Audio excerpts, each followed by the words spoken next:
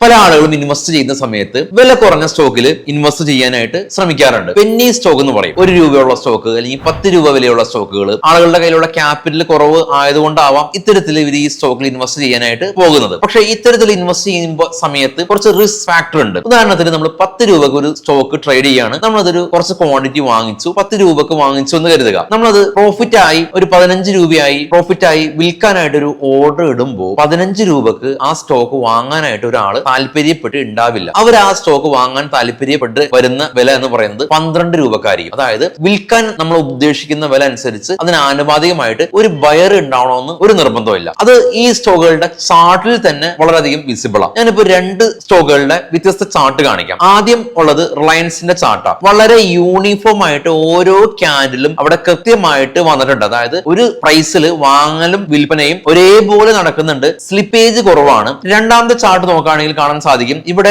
ഒരേ പ്രൈസിൽ കൂടിയാണ് ക്യാൻഡിൽസ് മൂവ്മെന്റ് നടത്തുന്നത്. ഇവിടെ വലിയ തോതിലുള്ള ഒരു സ്ലിപ്പേജ് ഉണ്ടാവും. അതിനർത്ഥം നമ്മളൊരു സ്റ്റോക്ക് വിൽക്കാനായിട്ട് ഒരു ഓർഡർ ഇടുമ്പോൾ അതേ വിലക്ക് ഒരാൾ വാങ്ങാനായിട്ട് ആരും ഉണ്ടാവില്ല. അതിനെയാണ് നമ്മൾ സ്ലിപ്പേജ് എന്ന് പറയുന്നത്. അപ്പൊ അതുകൊണ്ട് തന്നെയാണ് ആ ചാർട്ട് ആ രീതിയിൽ ഫോം ആയിട്ടുള്ളത്. അപ്പൊ ഒരു കമ്പനി നല്ല രീതിയിൽ ലിക്വിഡിറ്റി ഉള്ള ഒരു കമ്പനി ആണോ എന്ന് ചെക്ക് ചെയ്യാനായിട്ട് ഇതിന്റെ ക്യാൻഡിൽ കൃത്യമായി ബോഡിയോട് കൂടിയിട്ട് ഫോം ആവണ്ടോ എന്ന് വളരെ സിമ്പിൾ ആയിട്ട് നമുക്ക് ചാർട്ട് നോക്കി മനസ്സിലാക്കാനായിട്ട് സാധിക്കും.